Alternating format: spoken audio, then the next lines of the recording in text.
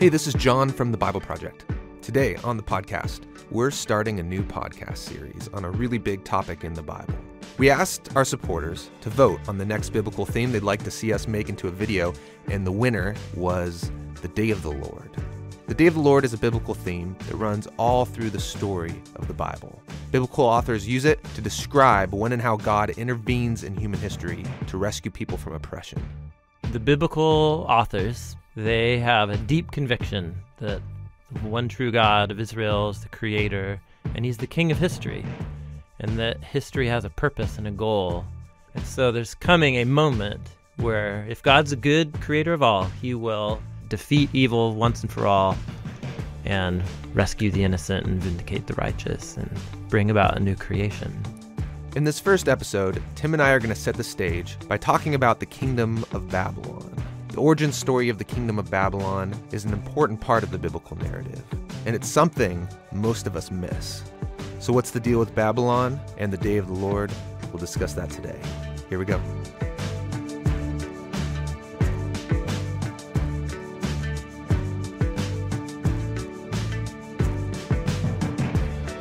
So we are doing a new theme video that was voted on. Yes.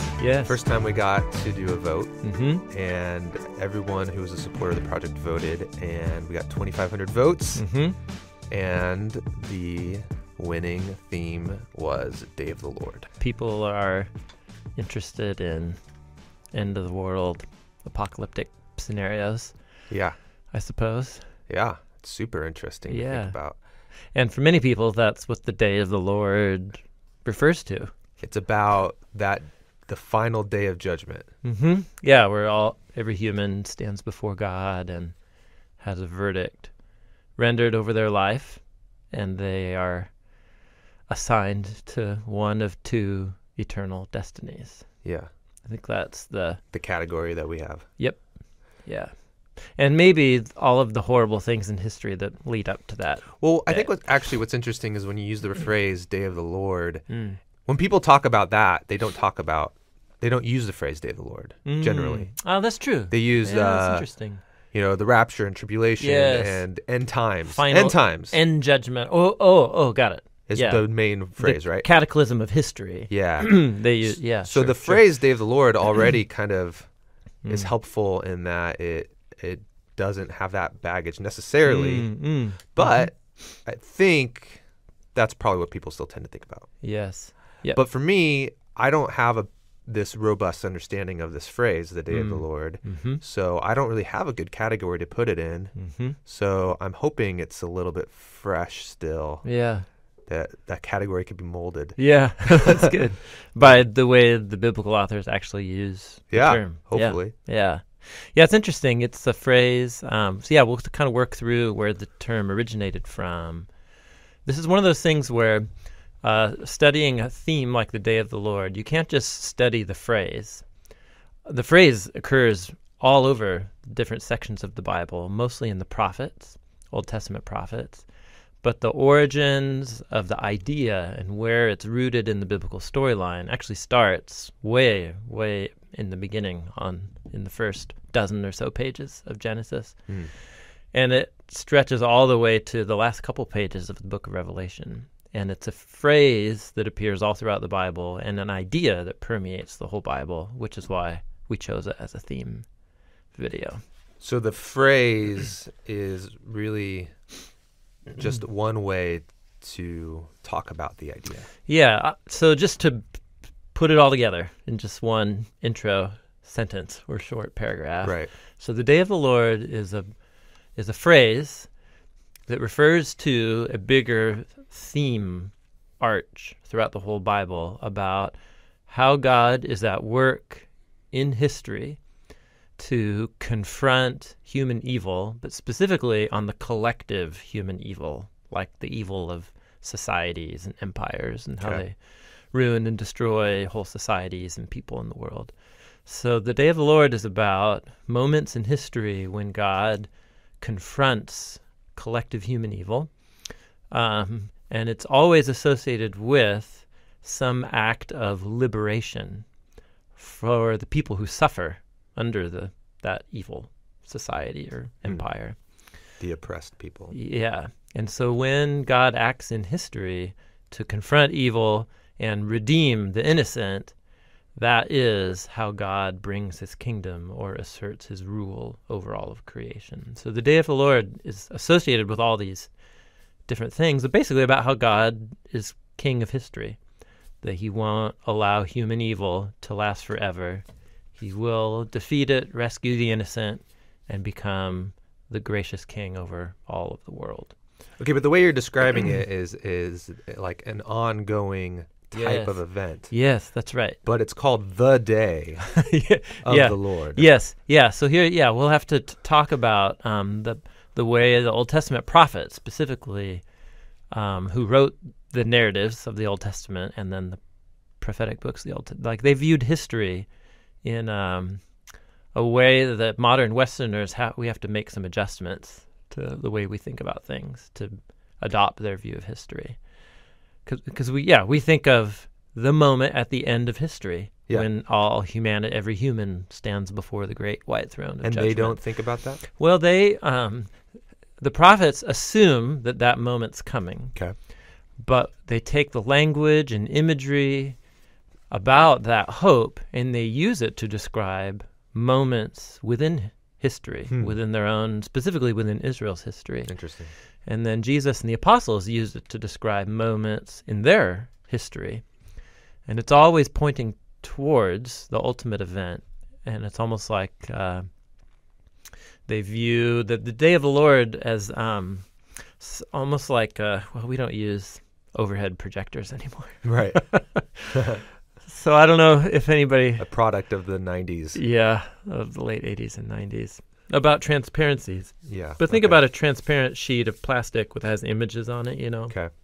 You could overlay images on top of each other. Right. And so there's something about the base image is of that God's the creator, he's good, he won't allow evil to last forever. There's coming a day when he'll confront it. Yeah. Forever and ever, amen.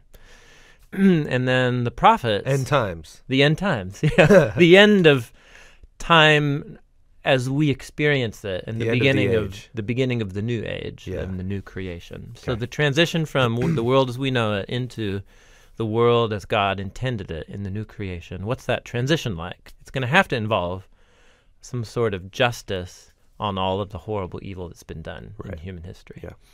So the biblical authors all just assume that, but they will also use the language and ideas, images, metaphors of that final act of justice and use it to describe things happening like the downfall of Babylon in 539 BC. They call that the day of the Lord. They will also call that the day of the Lord. Yeah. Like they think of it as like an end times kind of event. Well, this age is ending kind of thing. It's interesting. I think it's did David actually think he was a sheep when he said, "The Lord is my shepherd; I shall not want. He leads me." Probably not. So, I think the prophets could fully distinguish between the fact that Babylon falling to the Persians in 539 BC. But wasn't the end of the world. But in another sense, it was the end of the world as they knew it. Yeah. And the world order changed. The world order changed. And as they experienced it, it was a huge empire over much of the ancient Near East. Yeah. That's hard to imagine. I've never lived through something like that. But if that happened here, if all of a sudden it would feel like America the end of the world fell and whoever took over, and it was like, it would feel like a completely new reality. Yeah, apologies for our American-centric worldview to people listening outside of the U.S., but anytime a great empire falls to the people who were under the thumb of that empire or who lived in it, the world's ending. What we're invited into, it's the ancient Israelite, Jewish, Christian, biblical view of history that's very different from Eastern worldviews that have like a cyclical view of history. Eastern worldviews that have a karma pattern or cycle built into the universe. So biblical history, that is Jewish and Christian, is linear. It has a beginning point. It's finite. It's moving in a certain purpose direction, and there are moments that change everything and move it all in a new direction. And so the biblical authors all accept that history is going somewhere, and that God, as the creator of time and all things, is going to move things towards a positive end. So there's an ultimate moment when God will confront evil, but there are also moments within human history where evil powers fall and the world changes as a result. And these are the kind of moments that are described with this phrase, the day of the Lord.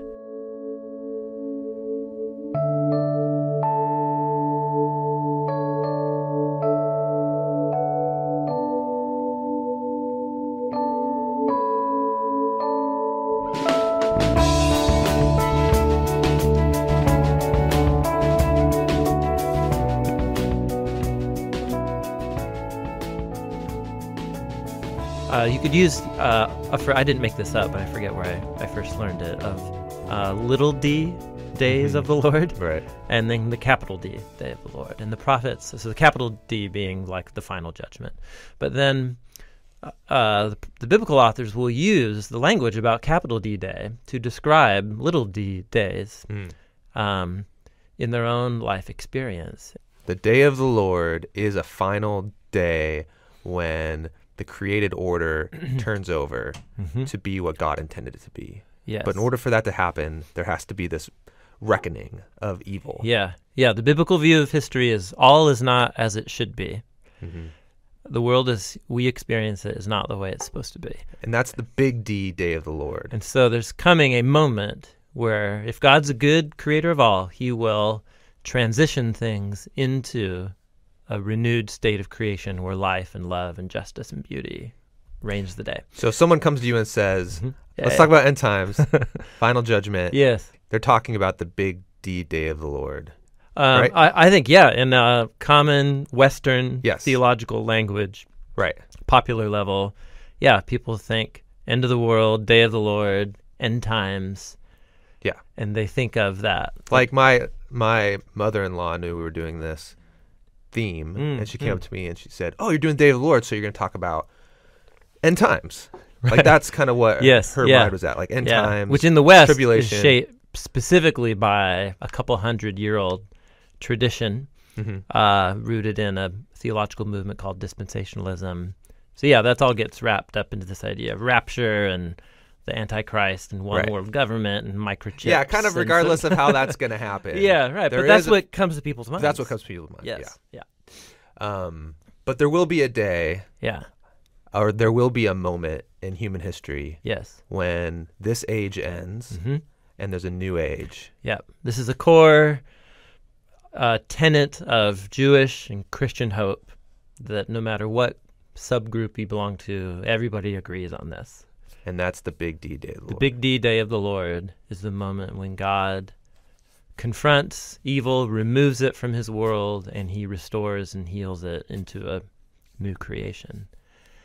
What the biblical authors do is they take language associated with that day and use it to describe moments within our experience of history where evil doesn't get the final word and where good and justice does happen. A good metaphor that, again, I didn't make up, it has a long history in biblical studies, is of a mountain range. So if you live in Portland, you can look east and you see one of the towers of the Cascade volcanic mountain range. You see Mount Hood. If you go up to the West Hills above Portland, you see Portland in front of you and then Mount Hood in the backdrop. It's majestic. Google it. It's really amazing. Google Earth it. Google Earth it, yeah. You can fly around. Leading up to Mount Hood is this chain of foothills that go out through a town called Damascus and then Sandy and then rhododendron and zigzag. Mm-hmm. So when you're in Portland looking out towards Mount Hood, all those foothills kind of merge together, and they become this kind of indistinguishable greenish terrain leading up to the mountain. But it's ascending up to the mountain. with its own summits. Yeah, and so it all looks kind of hazy, and what dominates the perspective is Mount Hood. But if you were to take a quick helicopter ride, like south to like Silverton, you would be right in the middle and south, and you would be looking at it from exactly the side direction. Okay.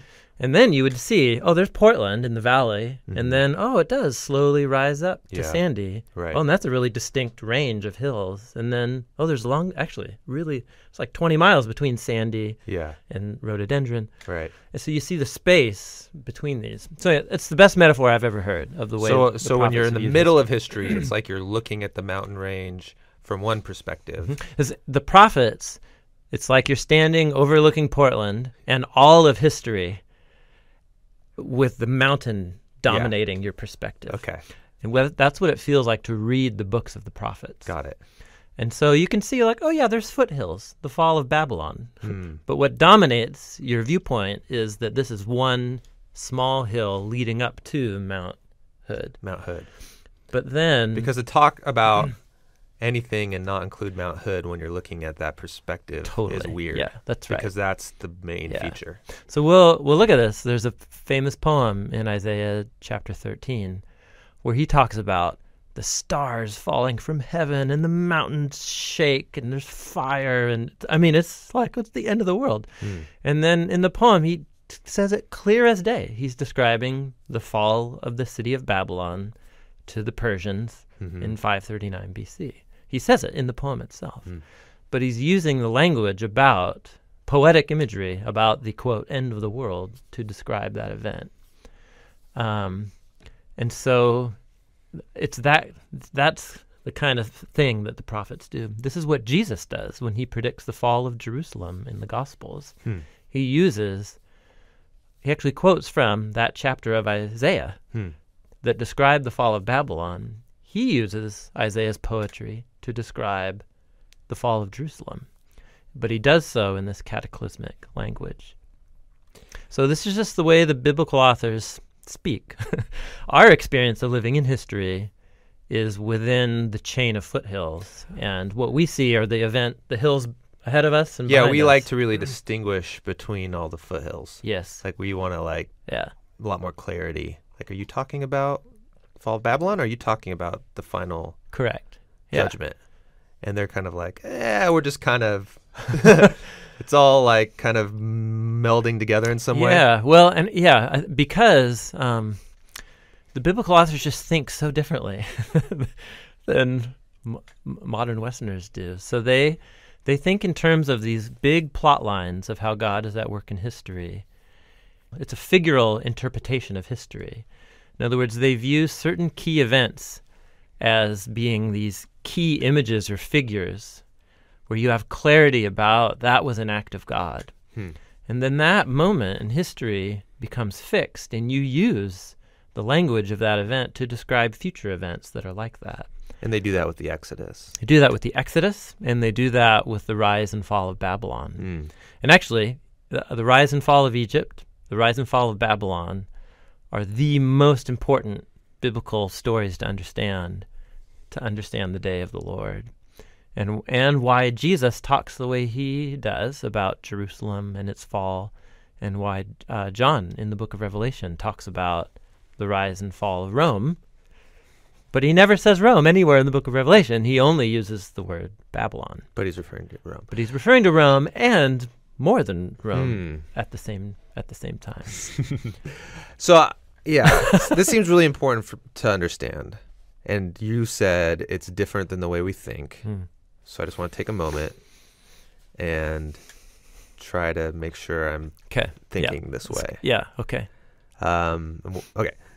What I heard you say was, what's the word you use? Figural? Figural. Figural. Or I kind of like the word archetype because I think it's a little bit more familiar to English speakers. Yeah. That if something is an archetype, it means it's like the prime example Yeah. of which there are many other types of examples. Sure. But they all fall under the umbrella of the perfect example. And so in the biblical author's way of viewing history, the rise and fall of Egypt and the rise and fall of Babylon become archetypes of how God is working in all of human history. Because in Egypt, God takes down an evil, oppressive Yep. empire. Frees his people And frees... to live under his kingdom and rule. Okay. And in Babylon is thought of as this large, oppressive, evil empire. That has exalted itself to the place of God. And so that also needs to be taken down. And when it is, people who were oppressed are freed. Yeah. And so that becomes an archetypical way, is that the right way to use that word? Yeah, yeah. Or archetypal. Archetypal? Typical, archetypal. Somebody email us. Answer to that one. That becomes a way to describe what God's going to do to the whole world order and how he's going to rescue all people who are oppressed. Yes. And that's the day of the Lord. Yes. Yeah. Yeah. So thus, the end of the world in the book of Revelation is described as the fall of Babylon, and why the prophets often use language of the 10 plagues of Exodus. Oh, what? Let's just go for the last book of the Bible again. The Revelation describes all of these waves of divine judgment in all of the sevens in the book of Revelation. It's the 10 plagues put in a blender. Get recycled. So it's when God confronts evil, ultimately, he will do it. It will be the fulfillment of what he's been up to for thousands of years now. He's already been doing this. He's already been doing this. That's right. And if we want to think about what it's going to be like ultimately, let's use the language of the stories when he already did it. Correct. In a micro way. Yeah. Yeah. I know we can think of a good analogy. We all have these in our histories where maybe you have a formative moment from your childhood. I was trying to think about that. Oh, think of like a childhood bully. Or something. Yeah. And you stood up to the bully or you didn't. And then your life, you think about the new bullies that you have to stand up to. Totally. The boss or the neighbor or the whatever. Yeah. But the childhood bully becomes the archetype. My dad would, my whole growing up, would always once or twice a year bring up the story of Freddie Fitzgibbons. Freddie Fitzgibbons, his bully in like whatever, fourth grade, and would pummel him and beat him up. And for the rest of his adult life, my dad was on a mission to overcome all the Freddie Fitzgibbons in his life. Exactly. Yeah, so maybe that's not a silly example. It was very serious to my dad. Sure. Freddie. Shapes. Yeah, Freddie Fitzgibbons was an archetype. That's an amazing name. Should I believe him? I know. I've never actually asked him. It sounds made up. Yeah. Oh, man. But then as you go on through your life experience, everything gets filtered through that formative bullying experience as a kid. So your lame boss or your mean manager at work becomes a Freddie Fitzgibbons. Something like that is what's going on in the Bible's view of Babylon and Egypt and the day of the Lord. But you could take it even further, because in the Bible, you're saying that God actually was at work in the fall of Egypt, or at the fall of Pharaoh and that moment of time. Egypt didn't actually fall, huh? But anyways, and that in the same way, God will also be at work.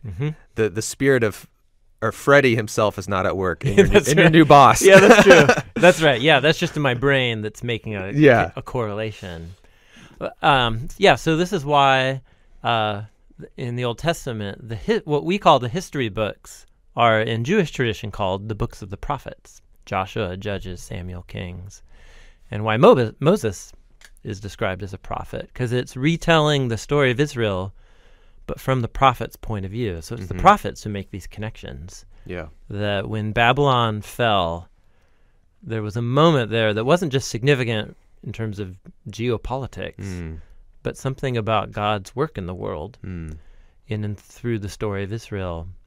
And that's about, I can't claim to have that vantage point to interpret history myself in current events. There are some Christians who do feel What like... would be an example of that? I think like a Pat Robertson or Jerry Falwell type who would see an earthquake or a certain downfall of a country and then claim that they could see God's hand behind it and find reasons for why God would do that. Okay. So Because the prophets would say this happened for this reason. Yeah. And it's a picture of what's to come. Correct. Yeah, the Ultimately. prophets look at Babylon falling to the Persians and they say, yeah, you had it coming. You claimed that the kings of Babylon claimed that they were God. Yeah. So of course God's going to take them out. Everyone's life can be thought of as a story that has these kind of archetypal moments of a call to adventure, and then you cross the threshold to a new world, and there's these new realities you have to battle. Milestone moments where you gain new skills or new understanding. Mentors that come to help you, and then you got to fight that thing that you dread, and then you die and are born again into kind of a new season of life. And that's what our best stories are about. And there's something mythic about that, that when it happens in our lives, we think in these big categories of fighting our dragons and being called to this adventure, and it helps make sense of it. In the Israelite Jewish tradition, the liberation from Egypt, the defeat of Egypt, is memorialized as that kind of event every year at Passover. The Jewish people for millennia have been reliving the archetypal deliverance and defeat of evil in that meal. They have this ritual meal that retells the story of Passover. Of course, that was the meal that Jesus chose to reshape the symbols to communicate the meaning of his death. So that's Jesus tying in his own story to this archetypal event.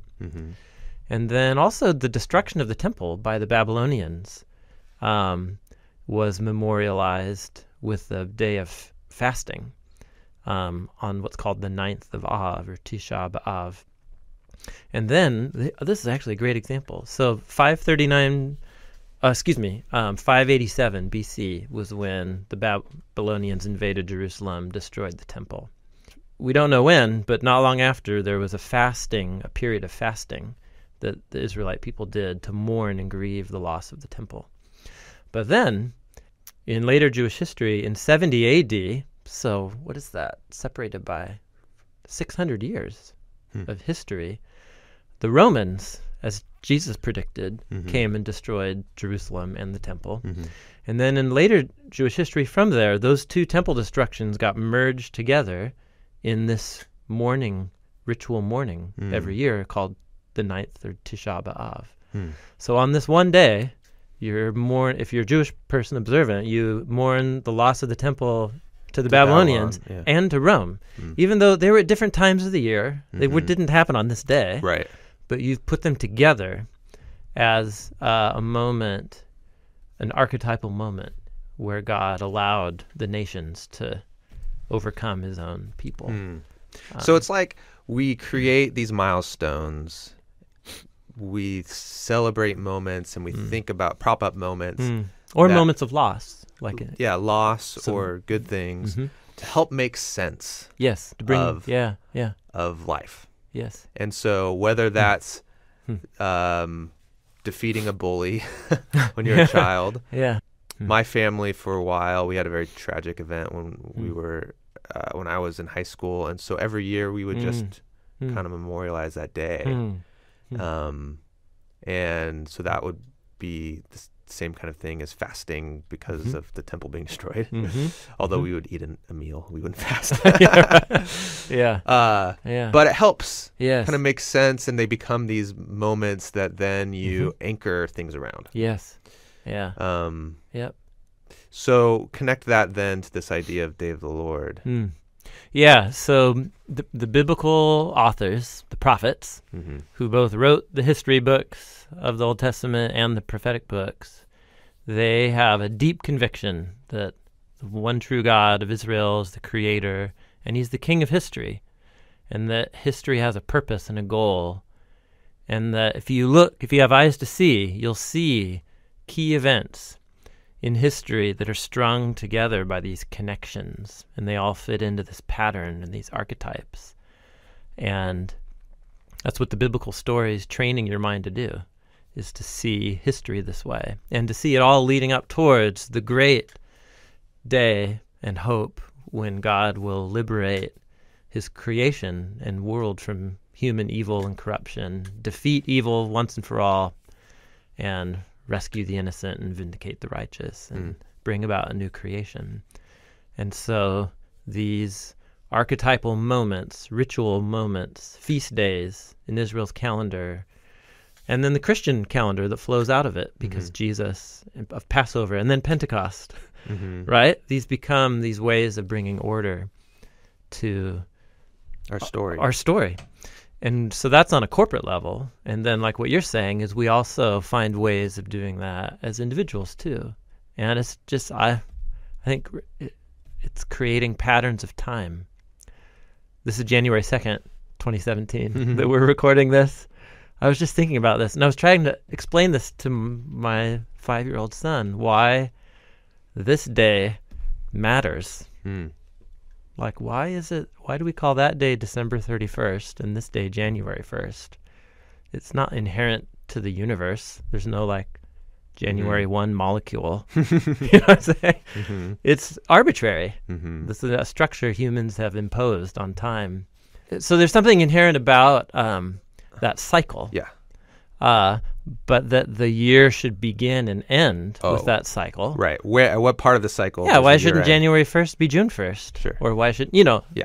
And so it's a human construct placed upon, and that doesn't mean it's arbitrary. It's anchored in realities, like the revolution of the revolution of the earth around the sun.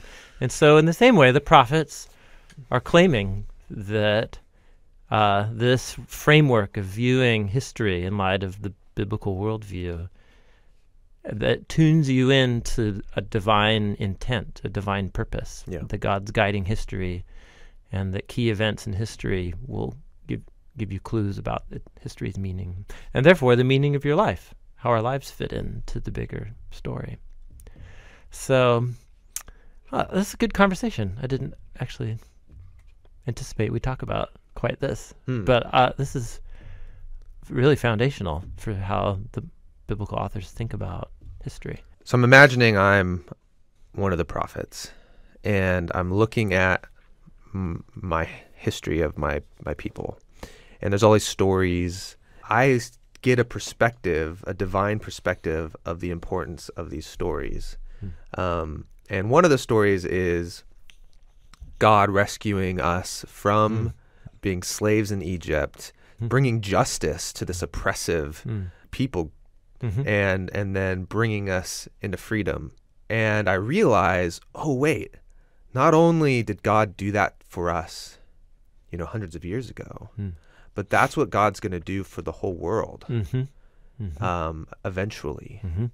And so God kind of gives me that perspective of that those things are very similar. And so now when I go to write about what it's going to be like when God comes to do that for the whole world, I'm using the language of the Exodus story and the defeat of Egypt, and the 10 plagues and the destruction of Pharaoh and his armies in the waters. Because I want you, the reader, to understand that that it's the same kind of that's right activity, the Yeah. same kind of... Whenever a similar kind of evil rears its head, nations and empires and rulers who don't acknowledge that they are under God's authority, and they And I want you to make hurt that connection people, so and I want much, you to, yes. I'll call it the day of the Lord. Yes, yeah, that's right. Yep, And yes. even though it's not going to be the ultimate day of the Lord, it was a day of the Lord. Correct.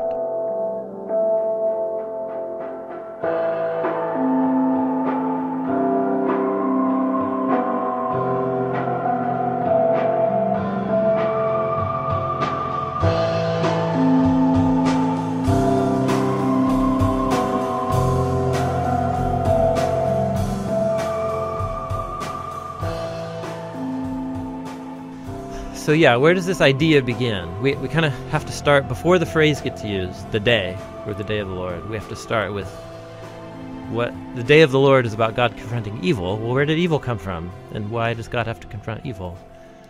So you have to at least try and summarize what's going on in pages 3 to 11 of Genesis.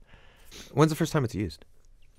You usually have that trivia question. Oh, that's true. Yeah. You know, it's interesting. If you're reading through the Bible, both in traditional Christian order or in Jewish order, the first time you come across it is in the book of Isaiah. It's pretty late in the game. Yeah. The first time you come across it, the phrase, day of the Lord, historically, if you were to rearrange the prophets into chronological order, it would be Amos. Amos chapter 5, I think.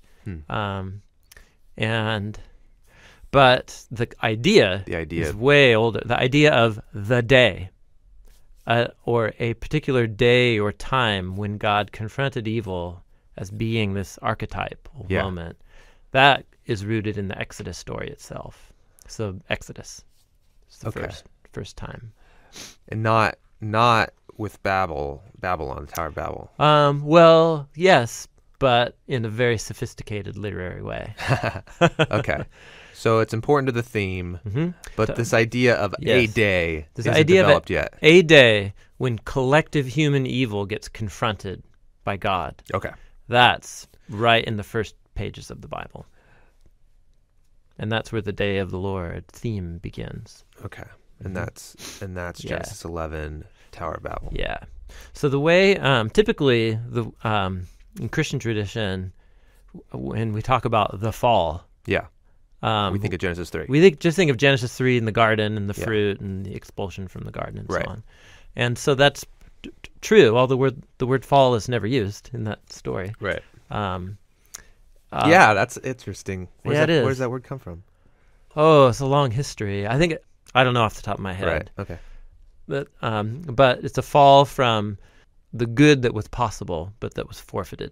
Yeah. So I preferred the term rebellion. Okay. The rebellion. Which it characterized more accurately what's going on in the story.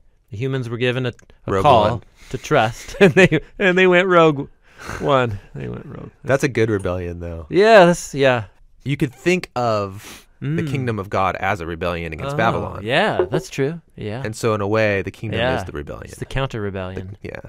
But in Genesis 3, humans rebel against God's kingdom. Yeah, so remember the image of God, whole theme of the image of God. Humanity is the royal image of God. God wants to rule the world through his image-bearing creatures, humans, who will take creation somewhere on God's behalf. So humanity has to depend on God as they try and define good and evil. As they go about ruling the world, and humans decide they want to seize that knowledge for themselves. So what's important is that Genesis 3, just in its literary design, is closely tied to the story in Genesis 4, which is all connected. It's a cascade of horrible stories. Yeah.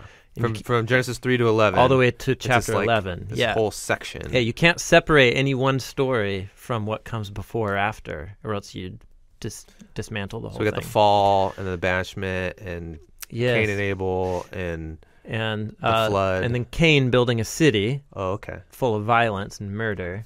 Then the sons of God and the flood story. Then the building of Babylon. And they're all connected. So in Genesis 3, humans distrust God. They rebel and don't do what God asked them to do. And so the tragic result is that the two humans, all of a sudden, the first casualty when the humans take from the tree has nothing to do with God. It has to do with each of them. They hide from each. They can't trust each other, so they put on clothes to protect their naked bodies from each other. So now all of a sudden, that these two humans define good and evil on their own terms. Maybe you and I don't define good and evil the same way. And then that full vulnerability of naked and no shame is fractured. And so the clothing of hiding their bodies from each other is this very powerful image of the two humans that were meant to be one flesh are now disconnected from each other.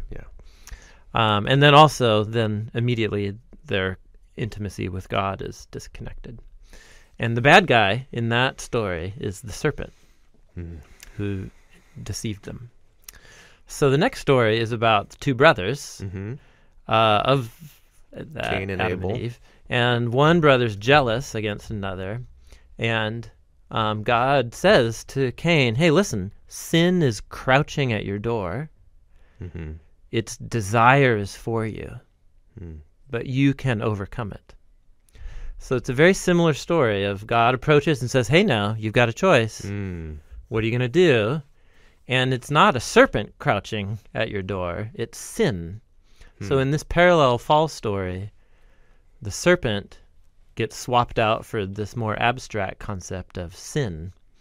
Which is like crouching. Yeah, but it's depicted as an animal. It's like, that wants to eat you up, wants to devour like you. a crouching tiger. Yeah, hidden dragon. Sorry. It just came out. Yeah. I'm sorry. You're the one who said it, so I had to complete the movie title.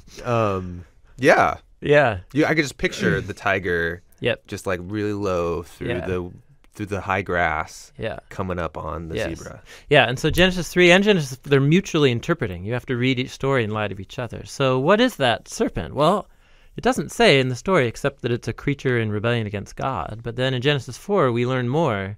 It's sin come to life, so to speak. It's the principle of failure and missing out on something's purpose or mark, a deviation from what God intends. That's what's crouching. So then here's what Cain does after he murders his brother. He's banished like his parents were, and then he goes and builds a city, and that city is where metal working and music, all kinds of technologies developed in his city, which is awesome. We're going, yes, humanity is subduing and flourishing. But then Cain's violence is repeated by a descendant of his named Lamech, who sings this poem to his multiple wives about how someone insulted his honor by slapping him, and so he murdered him on the spot. So, and he says, if you thought Cain should be avenged 7 times, then me 77 times. So it's the story of Cain because Cain was protected by God. Correct. And so Lamech is saying, hey, if Cain got away with it, that's right. If Cain got away with murder, and God said, if anyone murders Cain, avenge 7 times, then me 77 times. So it's taking God's grace and like using it as license. Yes. Yeah. And he's celebrating murder. Whereas Cain murdered and then, felt horrible and brother's blood crying from the ground, and he's instantly convicted. But Lamech is celebrating violence. And that characterizes this whole city that Cain has built. Then the next main story is in Genesis 6, the sons of God, which is not just a rabbit hole, it's a black hole. Speculation. Totally. But whether it's rebellious angels who have sex with women or royal descendants, kings, lines of kings, because the phrase son of God elsewhere in the Bible can refer to kings who are acting just like Lamech of collecting women for themselves. Whichever interpretation is right, I have an opinion, but whatever, doesn't matter right now. The point is, in the story, it leads to more violence. The prelude to the flood story says, God looked at the world, it was corrupt and full of violence. So violence, from Cain to Lamech to the city of Cain, and now to the result of the sons of God is violence. It's spiraling out Yes, of control. the death of the innocent, spiraling out of control. So you get the flood story, again, rabbit hole or black hole, it depends. But the whole spiral culminates in the story of Babel, the building of the city of Babel, in Genesis 11. So we just skipped a bunch. So Genesis 6 is sons of God. The flood takes place in Genesis 6 through 8. 6 through 8. Into the beginning of 9 is Noah's recommission. And then Enoch's in there somewhere. And Yeah, Enoch's earlier in chapter 5. oh, okay. Chapter Yeah. 5. Yeah. Then what happens in 9 and 10 then? Well, 9 is Noah gets off the boat Okay. and gets drunk. All right. And then that mysterious thing happens in the tent Yeah. with Ham.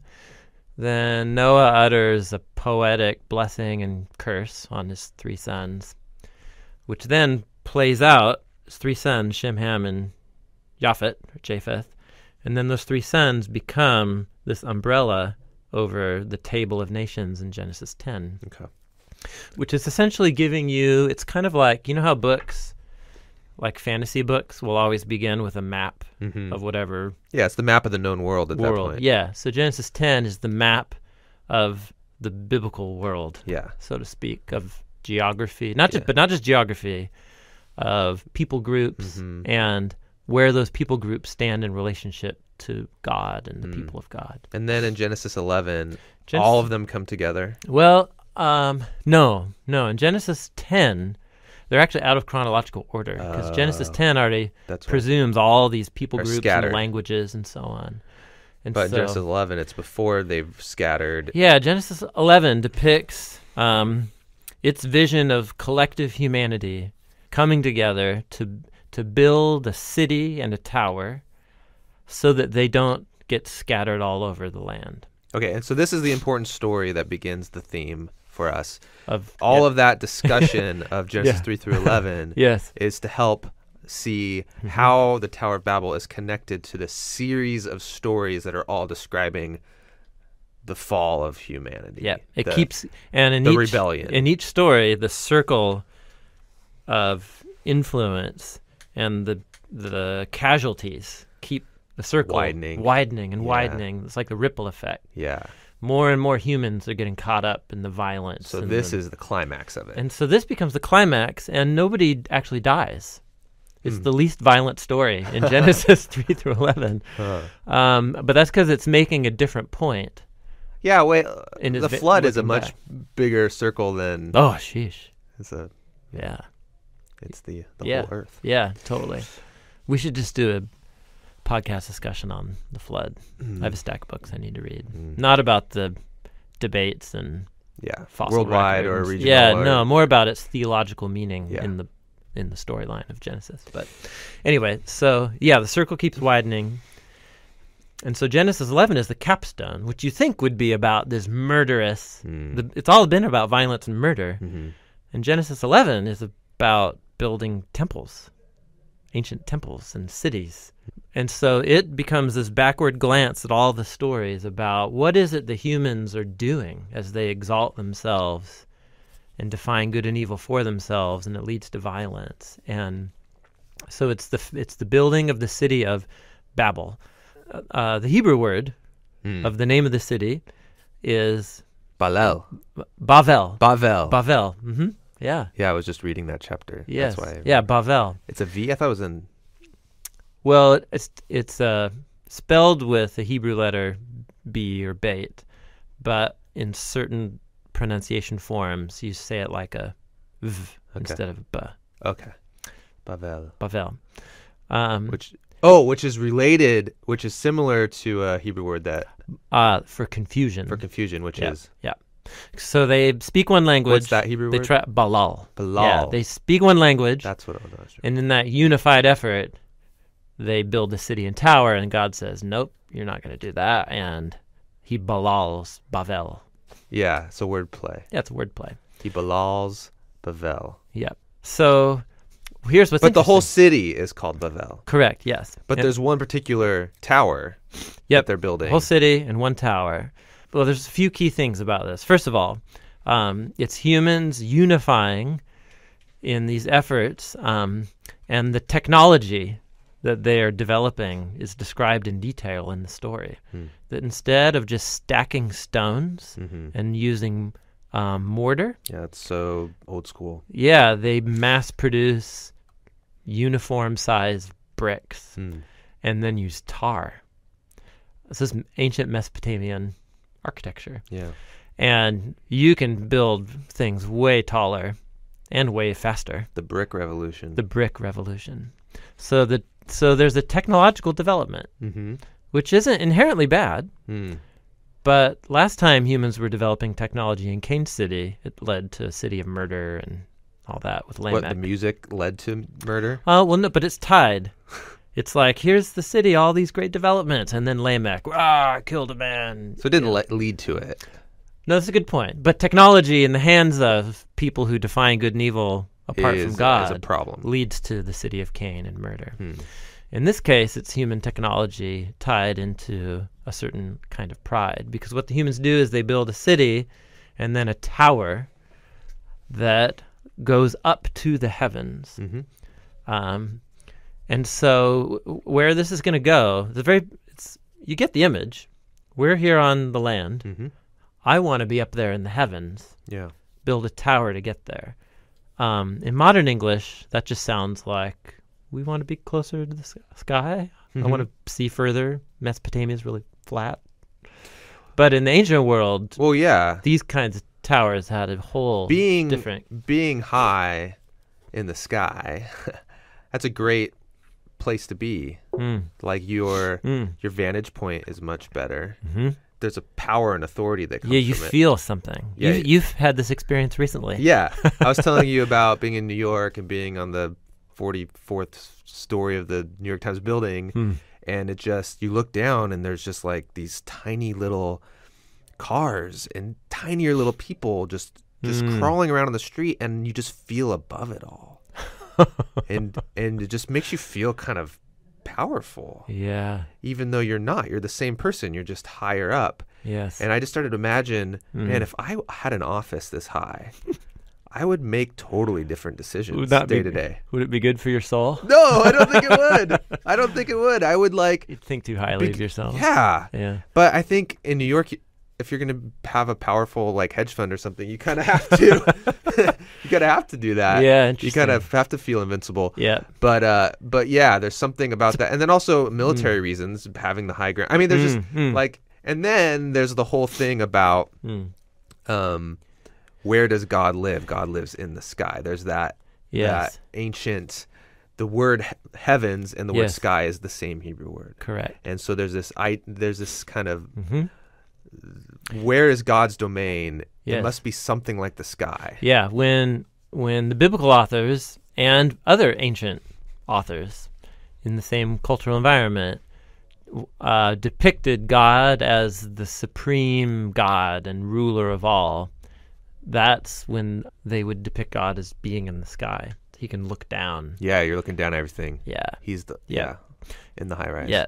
It's one of the most well-known things about ancient Near Eastern, Mesopotamian, Babylonian architecture is these buildings that are being referred to here with the word tower.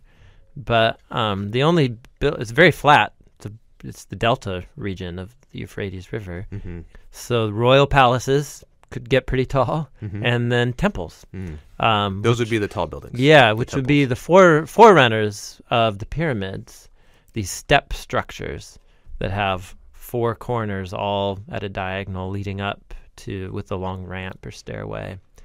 And then on the top is some kind of platform, and up there is a temple facility where sacrifices are offered, and only the priests and royal officials can go up there. So it's a sacred space. So did they think of this tower, as a temple, or did they think of it as something else? Because they weren't building it for a god. Yeah. They were building it for themselves. And so I think the story assumes that you know this. Yes, you know what these structures are. Yeah. So the where the narrator leaves it is what the people say is, we want to make a name for ourselves. Mm-hmm. So come, let's build a city and a tower that reaches up to the skies. Whatever it means, it's about humans elevating their honor, their name, their power up to the place of the gods. And that's what the story says, So we can infer, more and wonder what kind of ziggurat was it, and to which god. Ziggurat being the name of this ancient kind of temple. Structure you're talking about. Yeah, the biblical author knows about these structures. Ancient Israelites know all about them. Point is this tower is humans exalting themselves to the place of the gods. And that's the culmination of all of these. It's the culminating event of the Genesis 3 through 11 rebellion. Which all these stories have a bit of pride tied into them. Yep. Yeah, that's right. So that itself is significant. The name of the city, in our English translations, is translated as Babel. Mm-hmm. What's interesting is that Hebrew word, in the hundreds of times that it appears throughout the rest of the Old Testament, is never translated as Babel, except in its one occurrence in Genesis 11. Everywhere else, it's translated as Babylon, because that's what the word means. Bavel is the Babylon. Hebrew word for Babylon. Bavel is Babylon. Mm-hmm. Babylon is our English. So when you're referring to the ancient empire Babylon, in Hebrew that's Bavel. Bavel. In any period. That's what they call it, Bavel. Yeah, and when Babylon much later is going to come take out the Israelites, it's called Bavel. Bavel. Yeah, in Hebrew it's the same word. Okay. How did that end up becoming Babylon?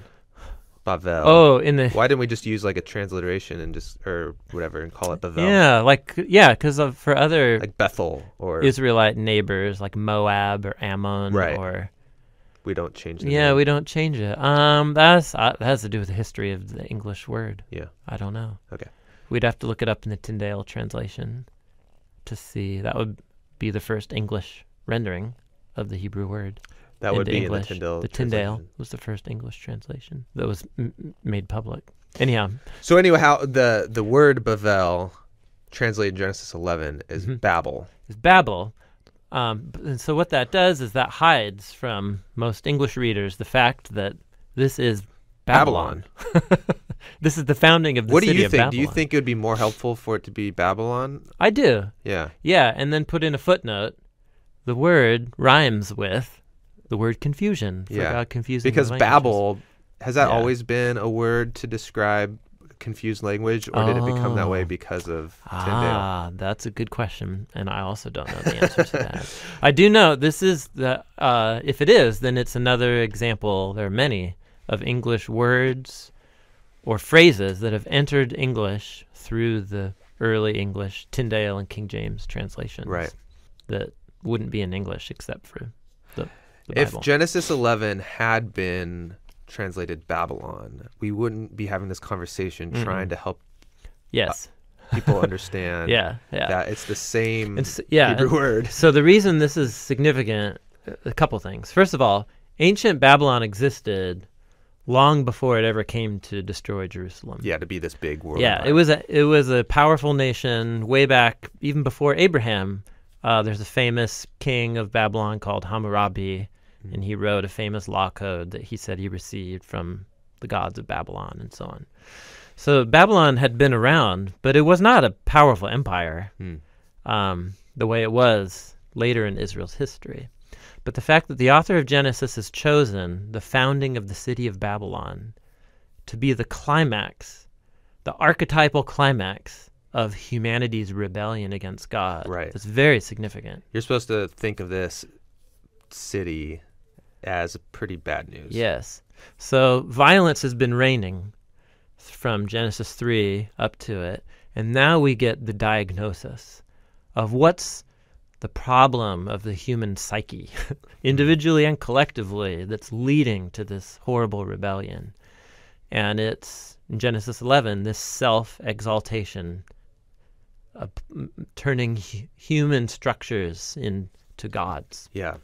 In modern Reformed Christianity, the fall is all about that individual decision to eat of the fruit. Yeah. But Yeah. but just as much, the fall is also the story of, in Genesis 11, this very corporate, it's a corporate move towards yes, becoming like God as an empire. Yeah, taking our way of life, our economy, our whatever, our technology, our collective interests yeah, and accomplishments, and then elevating them to the place of the gods, to a place of divine status, of worship. And that's what the tower is. It's the center of worship. So it's, the biblical diagnosis of the human condition in Genesis 3-11 is really sophisticated. Yeah. It's personal, the way it affects individuals, and then marriages and families, cities, communities, regions, and whole nations. Every one of those gets analysis. Its own story. It gets its own story. I mean, it makes sense. Like a damaged marriage or a damaged relationship between two neighbors, that's bad. But it only affects a handful of people. But when a whole society elevates its own values and definitions of good and evil to divine status, then people start dying. That things get really bad. And entire people groups become oppressed. Correct. And there's that's right. a lot of bad stuff. Yeah. So, which we'll move on to the next step then with Egypt. But to kind of bring this to a loop then, Genesis 11 also lays the foundation of Babylon as an archetype because it's the first depiction of collective human evil. But it's also, Babylon is where Israel is going to end up at the end of this long narrative arc that stretches to the end of the book of 2 Kings. Yeah. So Abraham is going to get called out of the scattering of Babylon in the next chapter, Genesis 12. And then his family is eventually going to end up back in exile in Babylon because Babylon destroyed Jerusalem and took its people captive. So Babylon is both at the beginning and ending of the big biblical story of Israel in the Old Testament. And at both ends of the story, it represents this. It represents the rebellion at a civilization level. Yep. Yeah. That becomes arrogant and corrupt. Yep. And it's not the last time that Babylon exalting itself to a divine status. That's going to be an important motif all throughout the Old Testament in the prophets and so on. It's going to continue. So Genesis 3-11 is crucial for understanding the day of the Lord. Genesis 11, the phrase day of the Lord isn't used in this story, but as we're going to see. But the day of the Lord is coming to confront this problem. Evil. Yes, to confront this problem. And this is the problem. Yep. Genesis 3-11 is describing the problem that the day of the Lord needs to confront. Correct. Yep. Yeah, that's how this matters. Thanks for listening to this episode of the Bible Project Podcast. Next week, we'll continue our discussion on the day of the Lord. We just released our video on the Holy Spirit. Check it out on our YouTube channel, youtube.com/thebibleproject. Let us know what you thought of it. We're on Facebook, facebook.com/Join the Bible Project, and on Twitter @JoinBibleProj. You can see everything we're up to on our website, thebibleproject.com. Thanks for being a part of this with us.